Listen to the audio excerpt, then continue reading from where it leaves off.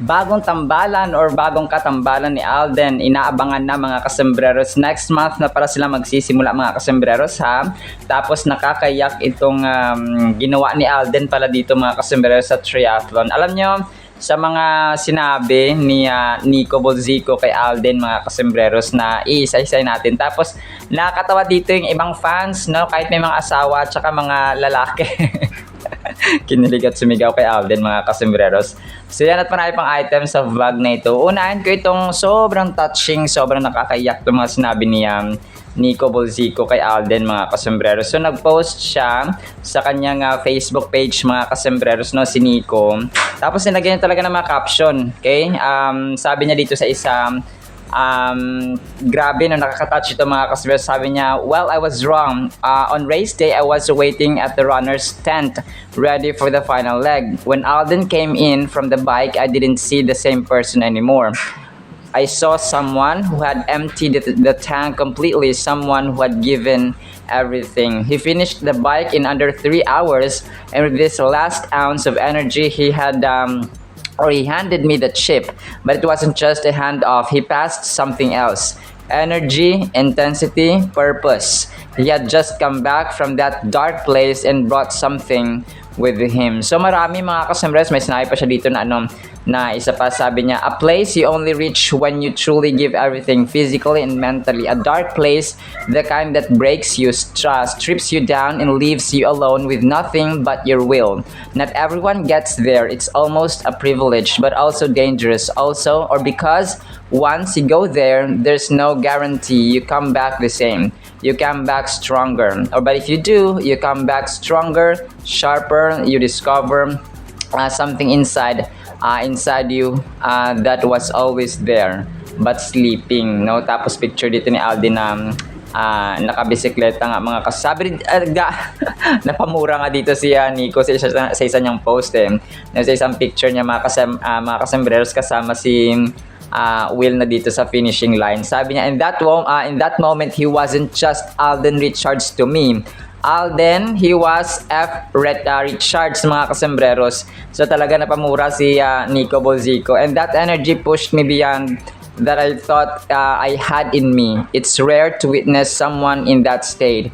It's something only sports can reveal, and Alden went there. There's a beast inside him. And in that Iron Man it came out. So grabe no, mga kasembreros, napamura pa talaga si So sabi niya pa dito sa isa na picture, the rest is history. Will crushed the swim, Alden destroyed the bike, I gave everything on the run. So kasi sa swimming di ba si Will Dasovich, tapos si Nico naman sa running. Si Alden naman sa grabe yung description niya dito. Will crushed the swim, Alden destroyed the bike. Sinira daw ni Alden yung bike. So literal na, hindi naman siya literal na sinira, kundi grabe yung kanyang pa-intense yung kanyang pagbisikleta in under 3 hours, no? 90 kilometers mga kasembreros. Grabe. Hindi siya atleta. hindi siya professional athlete mga kasembreros. Pero kung umasta no, si Alden ay parang professional biker talaga siya. All under coach Al's guidance. Okay. So si Al Gonzalez pala ay parang mas head pa nila, no? Kasi sabi dito, all under coach Al's guidance, all representing a brand bike BYD, one that truly aligns with the values we lived out in that race. Alden, I owe you an apology. Grabe, sabi niya, I underestimated you and I'm truly proud to call you my teammate. Grabe no, talaga nakaka-proud siya mga kasembreros. Ako man ay mangyak-ngyak kanina nung nauna ko mabinasa tong mga sinabi ni Nico Bolzico mga kasembreros kay Alden Richards, no. Sabi niya dito, I have to admit, I underestimated Alden. He's one of the busiest and most recognized actors out there. Good-looking, composed, with that good boy aura. I wasn't sure he had what it takes to fully prepare, perform, and represent BYD in an Ironman. Grabe, no? Talagang nakaka-proud ito mga kasama. Sabi niya pa dito, si Will Dasovich, sabi niya dito kay Alden, Sabi niya, but everything started to change. In those 2 months, Alden showed up in a way very few people do. Straight from taping to training, from the airport to the track. Grabe mga kasembreros, no? No sleep, no excuses, no shortcuts, just work. And then he went somewhere else. Grabe, alam nyo, dito natin makita na yung talagang disiplina ni Alden. Yung strict discipline, yung sinasabi ko parati dito na yung the way he manages his time, his schedules, na kung isipin mo, sabi nga dito ni isa sa pinaka-busy, no, isa sa pinaka-lagarista, no, sa mundo ng showbiz mga kasembreros. Pero grabe, yung sabi ni Will Dasovich dito ay talagang ano lang yun, 2 months yung kanilang preparation mga kasembreros. Tapos taping, training, airport, tapos doon na. Grabe mga kasembreros. Pero yun, kasi pampito sila hindi ito basta-basta na achievement mga kasembreros na kumbaga pampito kayo, no, sa 75 na competitors mga kasembreros sa relay, no. Talagang nakaka-amaze talaga siya mga kasembreros, at nakaka-proud, no, na mapabilang dito sa isang parang hindi naman tayo kasama dun sa mismong physical team mga kasembreros, pero yung thought na Aldenatic tayo mga kasembreros na ay talaga nandun yung parang paghanga at admiration sa kanilang ginagawa mga kasembreros, especially when it deals with maramihan kasi ito, no, na competitors, and yet they showed up mga kasembreros. They performed excellent, no? Talaga grabe mga kasembreros. May isa pang post si Nico dito sa kanyang Instagram naman ito. Sabi niya, grateful for the experience, Team BYD. First time but definitely not the last. More to come. Sabi dito ni Nico Bulzico sa kanyang post, no. Tapos sa team picture or group picture nila ito, hindi ko lang alam kung ano yung place ng babae, sina Jennifer Uy at saka hindi ko lang, si Jennifer Uy, oo, kasi di ba si Jennifer, okay, kasi si Jennifer Uy at saka si Jasmine Alcalde, tapos si Al Gonzalez yung sa kabila, di ba? Hindi ko alam kung hiwala yung babae at saka lalaki dito. Siguro hindi na, no, parang general na, parang kasama na dun sa overall na tabulation ng scoring mga kasembreros or ng oras. Kasi pabilisan ito dito no? Talaga kasi 3 hours, parang oras yung pinagbabasehan nila. And of course, na sumusunod ka sa mga rules and regulations mga kasembreros.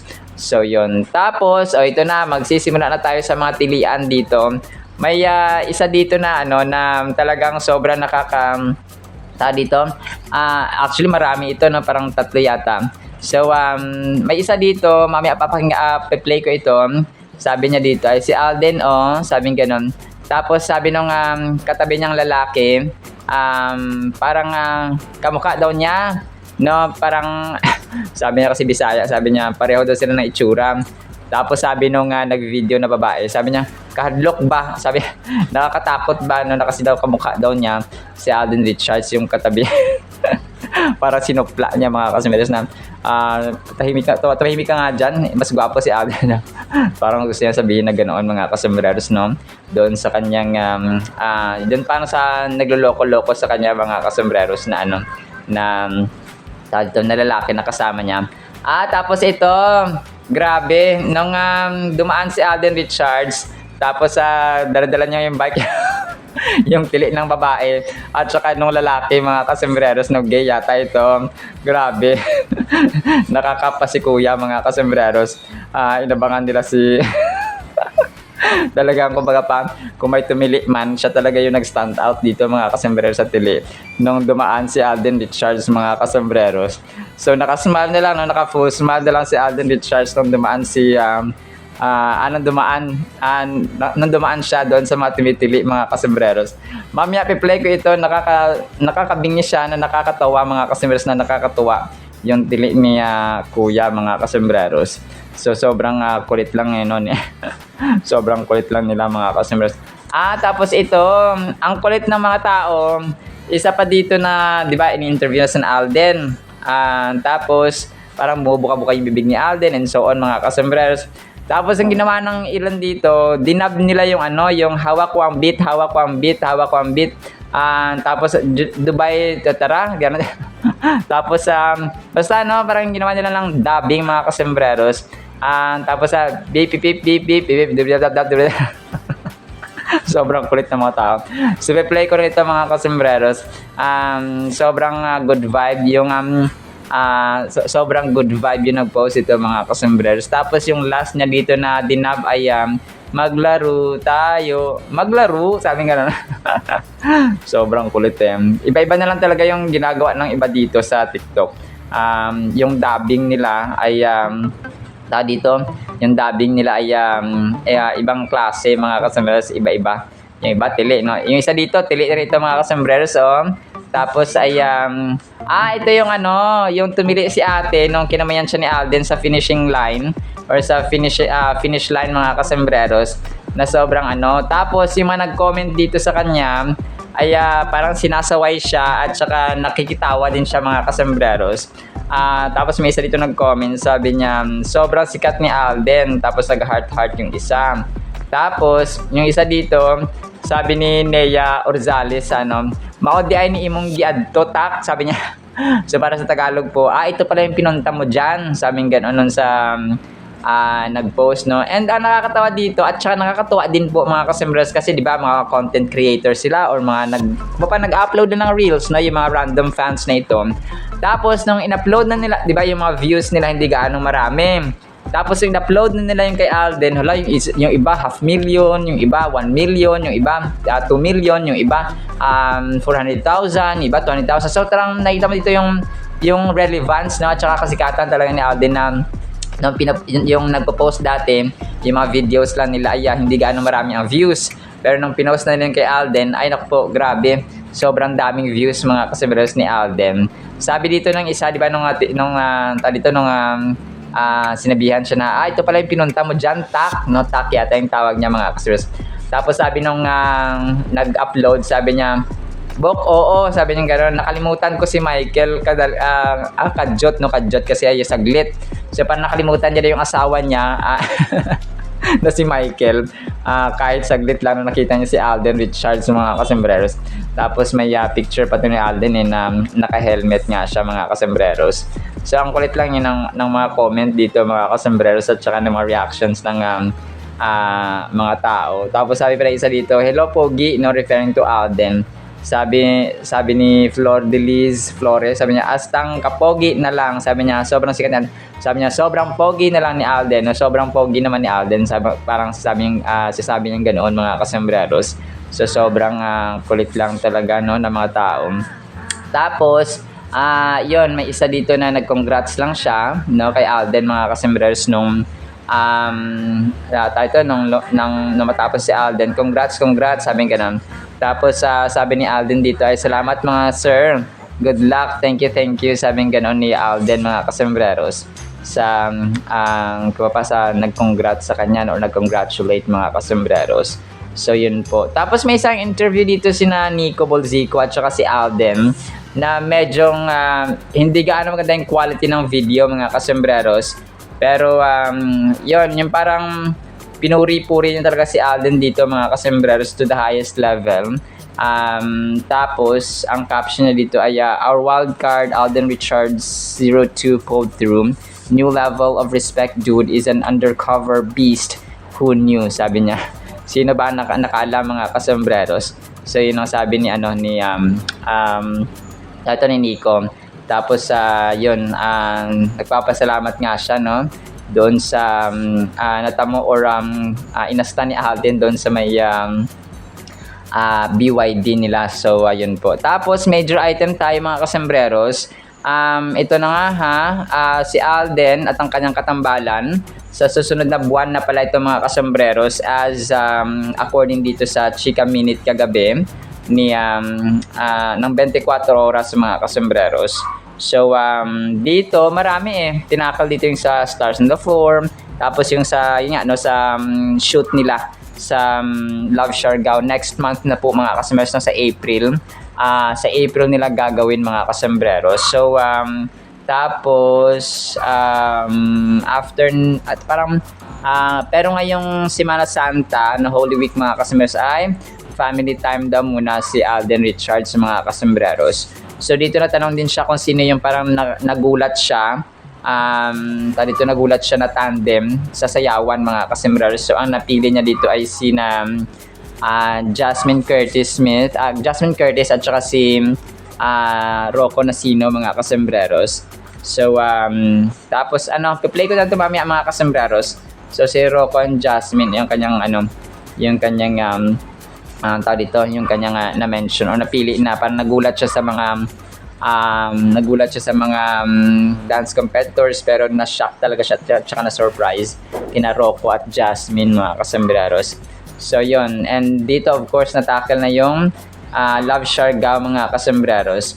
So pupunta na sila dito sa Siargao mga kasembreros sa Lanao del Norte or sa Surigao del Norte mga kasembreros. So so yun, parang 1 month sila dito. Wow, 1 month sila mga kasembreros. Sana maraming mga video clips ang ipopost dito. Ito yung sabi niya sa interview mga kasembreros. So dito rin ay gusto nilang i-highlight ang beauty or ang ganda ng Pilipinas mga kasembreros when it comes to beaches and resorts mga kasembreros of course sa Siargao. So excited na ako, no? Ako man pa excited sa dito sa kanilang shoot na sisimulan na sa susunod na buwan sa April mga kasembreros, no, ni Nadine Lustre. Tapos yun, family time sa Holy Week mga kasembreros. So yun, dito family time talaga daw parati mga kasembreros kapag Holy Week.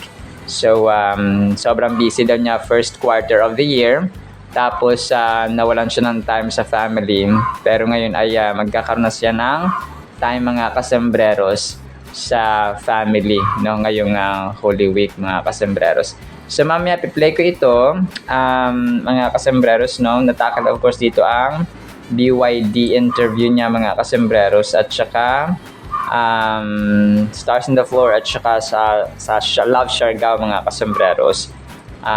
So yun po. Tapos para ma-appreciate po natin mga kasembreros. So yun, no, kay Ma'am Catherine, we are still we are still thinking kung anong kaganapan niya. Pero yun, no, nakauwi na si Alden kasi kagabi may nakita na akong video niya na pauwi na or nasa airport na siya mga kasembreros. Or kahapon, no, after ng kanilang BYD ay nasa airport na siya mga kasembreros sa Davao International Airport. Pero sa susunod na vlog ko na iyon isasali na item mga kasembreros. But in the meantime, yan lamang, no, sa ating Kathleen items, no. Tapos ay pakinggan natin of course itong mga videos na akin pong ipi-play. Matutuwa kayo dito at saka matatawa mga kasembreros of course dito sa 24 oras niya na interview. So yan lamang po, and then pakinggan natin ang Word of God na sobrang mahalaga at kailangan natin sa ating buhay. Isang pinagpalang araw po sa bawat isa. Alden,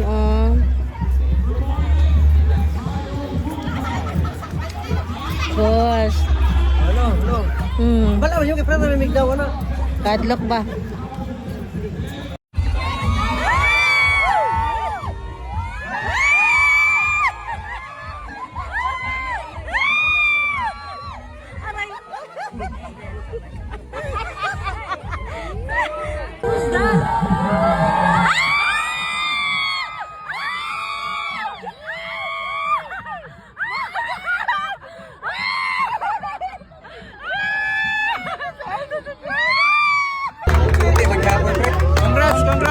Congrats. Salamat mga sir. Good luck po. Good luck. Thank you.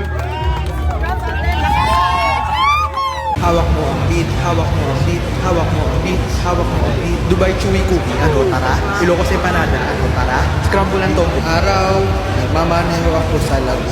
Pipipipipipipipipi. Dubidibidap-dap, dubidibidap-dap, dubidibidap-dap, dubidibidip-dip, dubidibidap-dap, dadap-dadap-dadap, dip-dip-dip-dip. Maglaro tayo. Maglaro? Gagayahin mo ako.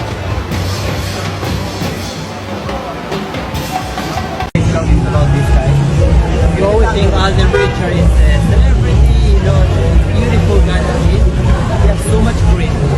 What he achieved today, he respect for other men. I saw him over the position of the ship. This is someone who came, no, nothing less than that. And that's very hard to reach. So, I'm very proud of this guy. And that's how you build friendship in this moment. Booked and busy si Alden Richards na bukod sa mga showbiz commitment, proud finisher din sa isang international triathlon competition. Ano kayang plano niya para sa darating na Holy Week break? Narito ang report ni RJ Literator ng GMA Regional TV. On a high pa si Asia's multimedia star, Alden Richards, matapos ang strong finish na kanyang relay team sa isang international triathlon competition sa Davao City. Si Alden ang pambato ng celebrity team sa bike course. Well-balanced ang oras ni Alden sa training, pati sa kanyang work commitments, tulad sa hino-host niyang dance reality competition na Stars on the Floor. We're almost going towards the permanent team-ups ng mga dance star duos natin. And with the challenges right now, it's anybody's game. Pero kaninong performance kaya ng celebrity dance star siya sobrang na-surprise? Rocco and Jasmine.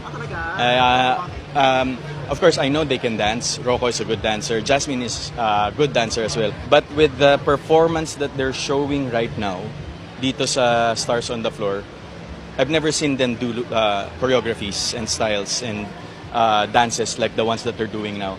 So sobrang nakakagulat lang. Malapit na rin magsimula ang taping ng pagbibidahan niyang romantic drama series kasama si Nadine Lustre na Love, Siargao. Partnership ito ng View Philippines, Viva Communications Incorporated at GMA Network Incorporated. Actually, by April, we'll be flying to Siargao na and we're gonna be staying there for a little over a month to shoot it. It's our love letter to the Filipinos na sometimes, of course, we want to highlight the beauty of the Philippines alongside telling a really great love story. So abangan niyo po yan. Pero bago yan, may family time muna si Alden, lalo na sa Holy Week. Siguro dito lang kami ng family, just spend time together. It's been a while, medyo since na-busy tayo during the first quarter of the year, wala ako masyadong time with them and reflect. Of course, since lumaki naman ako na ang Holy Week talaga, it's time for reflection and repentance. And we offer it to Lord Jesus Christ, of course. Sobrang the best ng ating Word of God. Relatable ito sa atin mga kasibers. Ang title natin ay Maraming Problem, No Problem. Psalms 56 verse 2. My enemies would hound me all day, for there are many who fight against me, O Most High. So dito ay napakaraming problema ni Haring David mga kasembreros sa Psalms 56, no? Chapter 56 verse 2 mga kasembreros. So ang dami niyang kalaban dito, no? Sabi niya, for there are many who fight against me, O Most High. Nagsusumbong sa kay Lord mga kasembreros na kaliwat kanan yung kanyang mga kaaway, no? Kung kaya sa atin ngayon, kung tayo ay maraming problema, ang word ni Lord na ito ay para sa atin mga kasembreros. Kaliwat kanan ba na dumadating ang mga problema sa ating buhay? Yung mga pagsubok natin sa ating relationships, sa finances, sa mental health, sa kung ano bang aspects ng ating buhay, physical health natin. May mga challenges ba tayo sa ating relasyon sa pamilya? Meron ba tayong problema? So this word is for us mga kasembreros. So hindi man ito literal na mga kalaban kagaya ni Haring David mga kasembreros na talagang kalaban, no? Nation against nation, bansa laban sa isang bansa ang naglalabanan dito. Sa atin ay problema problema dito, problema doon mga kasembreros, no? Ganun po yung ating kinakaharap dito, no? Hindi man siya literal na kagaya kay Haring David, pero alam kong lahat tayo ay nakakaranas ng problema araw-araw. Kasi kung wala ka ng problema, hindi ka na tao, no? Hindi ka na normal. Hindi ka na normal na tao kapag wala kang problema sa buhay. So, siguro yung mga hindi lang, kung wala lang, yung mga taong walang problema, ay yung may problema sa pag-iisip mga kasembreros. So, yun lang siguro, no? Yung mga taong walang inaalala, walang plano, walang agenda araw-araw, agenda lang na makakain. So, ganun siya. By the way, no, problema pa rin yung mga kasembreros kung problema nila ay pagkain sa araw-araw. Of course, kasi kapag hindi sila kumain, ay mamamatay mga kaso. So, tayo po ay may problema. Okay? Ang tao, parang kadikit na ng life, yung word na life, yung buhay mga kasembreros ay problema. So kung wala tayong problema, so wala tayong buhay, no? Nasa heaven na tayo kasi doon yung pinaka-perpektong lugar. Ang langit na po mga kasembreros ay wala ng problema, wala ng iyakan, wala ng challenges, wala ng issues, no? Lahat doon ay perpekto. Yun na po yung pinakasukdulan, no? Pinaka-perpektong lugar na po pwede nating mapuntahan at matirhan forever and ever and ever and ever and ever mga kasembreros. Grabe, no? Na-realize niyo ba na hindi lang po tayo mag-spend ng panahon doon sa langit ng million years, ng trillion years, but it's forever, no? Naisip niyo ba kung tayo po ay hindi naghahanda sa ating spiritual life or ating life after death mga kasembreros, ay may problema, no? Kung hindi tayo naglilingkod sa Panginoon ngayon at hindi tayo nananampalataya sa Kanya na tayo po ay nabubuhay pa sa mundong ito, so wala tayong lugar doon sa langit kasi nga dito pa lang hindi na natin ini-enjoy yung Kanyang presensya, yung Kanyang salita dito sa mundong ito. Kasi kung ini-enjoy natin yung Kanyang presensya at salita, edi sana may panahon tayo sa Biblia, may panahon tayo sa pagdakila sa Kanya, may panahon tayo sa panalangin, may panahon tayo sa pagpuri sa Kanya, no, mga kasembreros. So ganun dapat. As simple as that, no? Kasi kung hindi mo na-enjoy ang salita ng Panginoon dito sa mundong ito, mas lalo mo hindi may enjoy sa kabilang buhay, no? Kung sa langit tayo mapupunta mga kasembreros. Kasi nga dito pa lang hindi ka nga naglalaan ng panahon, no? Wala sa schedule mo at wala sa part ng agenda mo araw-araw ang salita ng Panginoon, ang Holy Bible. So paano mo sabihin na gusto mapunta sa langit kung dito pa lang ay hindi mo na-enjoy ang salita ng Panginoon? So as simple as that, no? Try to think of that mga kasembreros. So this verse found in the book of Psalms reveals the deep anguish that David, the author, felt as he faced adversity. The phrase, "mine enemies would daily swallow me up," gives a powerful image of being overwhelmed. So nakaka-overwhelm, no? Yung problema natin minsan nakaka-overwhelm mga kasembreros. Yung parang hindi mo na alam ang gagawin, hindi mo alam kung anong unahin mo, hindi mo, ito ba, priority, ito ba. So sobrang dami ng problema mo ay nakaka-overwhelm siya. Na pag sinabi nakaka-overwhelm, ay tambak ka mga kasembreros, and parang hindi mo na alam kung ano ang gusto ang mararamdaman mo, hindi mo na malaman kung ano ang isipin mo, kung ano ang unahin mo, kasi nga tambak ka mga kasembreros. So ganoon, minsan 'di ba pag tambak tayo ng trabaho sa araw-araw ay nalilito tayo kung anong unahin natin, so na-overwhelm tayo ng ating mga daily work or daily grind mga kasembreros. The word enemy signifies more than just opposition.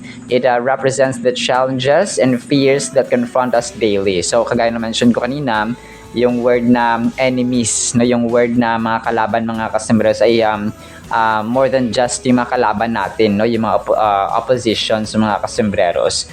Yung enemies dito ay nagre-represent ng challenges, no, ng ating mga takot, ng ating mga worries, no, mga kasembreros sa araw-araw nating pamumuhay.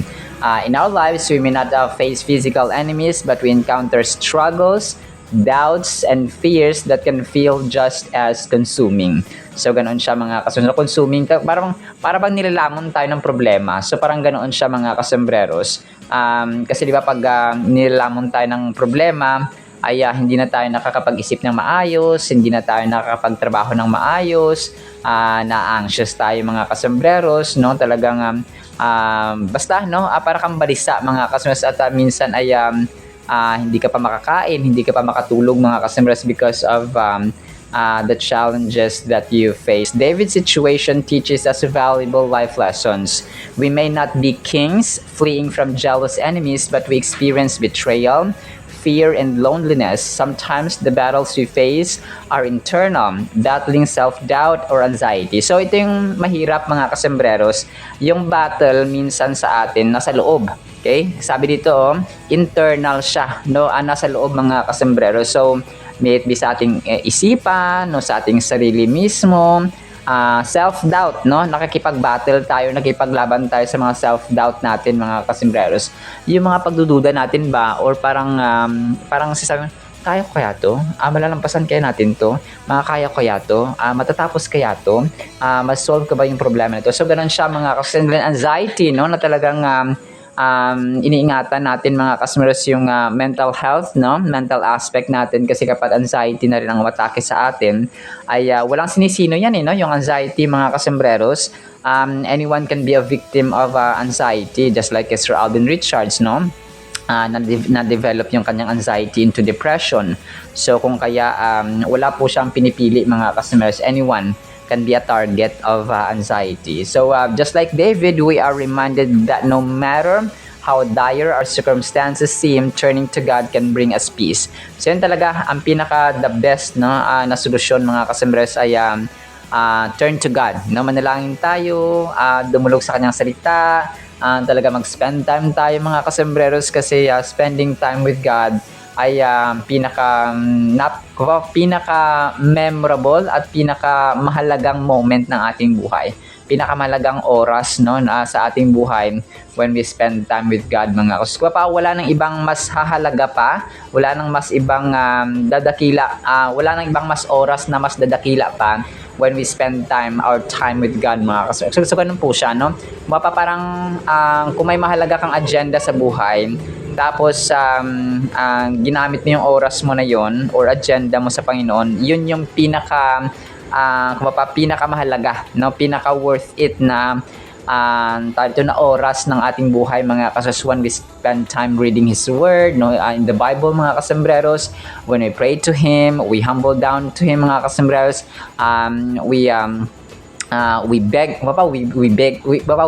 mga kasembreros, umiiyak tayo sa Kanya. So those are the moments, so those are the times na masabi natin na worth it mga kasembreros. So dadaigin pa niya ng oras mo sa jowa mo, ang oras mo sa Panginoon ay mas daig pa niyan mga kasembreros ang oras mo sa kanino mang tao mga sa trabaho for example. Pero hindi naman tayo sasabi na mag-ano ka na lang parati, pray ka na lang parati buong araw, pray ka na lang buong araw, pray ka na lang ganito ganyan, so hindi ka na magtatrabaho. Hindi naman ganoon mga kasos, no, balanced life. The Lord Himself also taught us to balance our life mga kasembreros. So yung mga lessons na dapat nating matutunan dito, number 1, acknowledge your fears.